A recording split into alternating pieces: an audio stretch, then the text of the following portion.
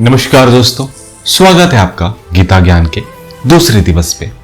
आज हम आपको पहले अध्याय का दूसरा श्लोक बताने जा रहे हैं। तो श्लोक है कुछ इस प्रकार। दृष्टा टू पांडविनिकम व्यूढ़म दुर्योधनस्तदा आचार्यमुप सडगम्य राजा वचनम ब्रवीत। इसका अर्थ है, संजय ने कहा, हे राजन, पांडु पुत्रों द्वारा सेना की व्यूह रचना देखकर राजा दुर्योधन अपने गुरु के पास गया और उसने ये शब्द कहे। इससे भावार्थ में हम आते हैं। भावार्थ के पहले आपको याद होगा, हमने आपको पिछले जो दिन था प्रथम श्लोक के समय आपको बताया था कि धृतराष्ट्र जो जन्म से ही अंधे थे और वो जानते थे कि उनके समान ही उनके पुत्र भी धर्म के मामले में अंधे हैं, क्योंकि धृतराष्ट्र सिर्फ अंधे ही नहीं थे, वो साथ ही धार्मिक स्थिति में या धर्म के मामले में भी अंधे थे। और इसलिए वो जानते थे कि उनके पुत्र भी अंधे होंगे और उन्हें विश्वास था कि पांडवों के साथ वो कभी भी समझौता नहीं कर पाएंगे, क्योंकि पांडव जो है वो जन्म से पवित्र और दुर्योधन और उसके जो भाई थे वो जन्म से ही अपवित्र बोला जाए या फिर बोला जाए दुष्ट प्रवृत्ति के लोग थे।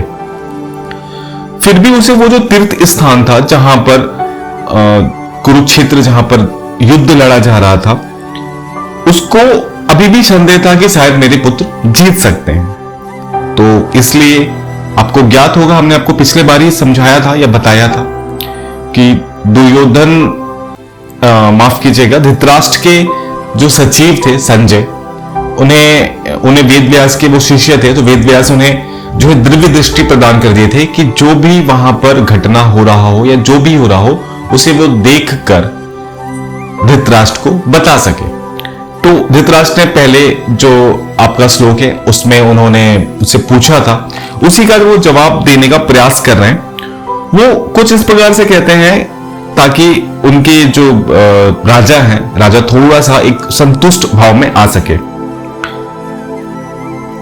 तो संजय, इसके भावार्थ पर आते हैं, संजय युद्ध भूमि की स्थिति के विषय में उसके प्रश्न के मंतव्य को समझ गया पहले वाले के, अतः वह निराश राजा को प्रोत्साहित करने का चाह रहा था।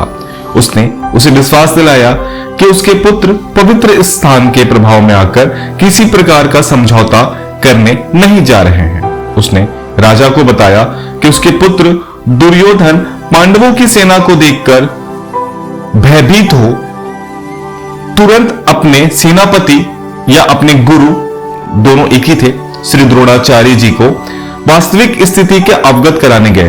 यद्यपि दुर्योधन को राजा कहकर संबोधित किया गया है, तो आप उसकी स्थिति की गंभीरता को समझ सकते हैं कि उसे, वो राजा है और भागते हुए उसे सेनापति के पास जाना पड़ा, जो कि स्वयं उसके गुरु द्रोण थे। अतः दुर्योधन राजनीतिज्ञ बनने के लिए तो सर्वथा उपयुक्त था, किंतु जब उसने पांडवों की व्यूह रचना देखी तो उसका यह कूटनीतिज्ञ व्यवहार उसके भय को छिपा ना पाया। तो आइए अब हम जो है अगले अध्याय में इसके जो तीसरा उपदेश है या तीसरा श्लोक है उसमें हम जानेंगे कि उन्होंने क्या और क्या क्या संजय ने धृतराष्ट्र को बताया।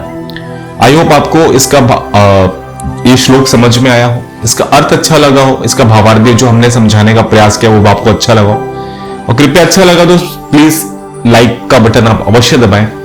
चैनल में नए हैं तो चैनल को सब्सक्राइब करना बिल्कुल ना भूलें और इस गीता ज्ञान को जग जग तक फैलाने में मेरा सहयोग प्रदान करें। धन्यवाद।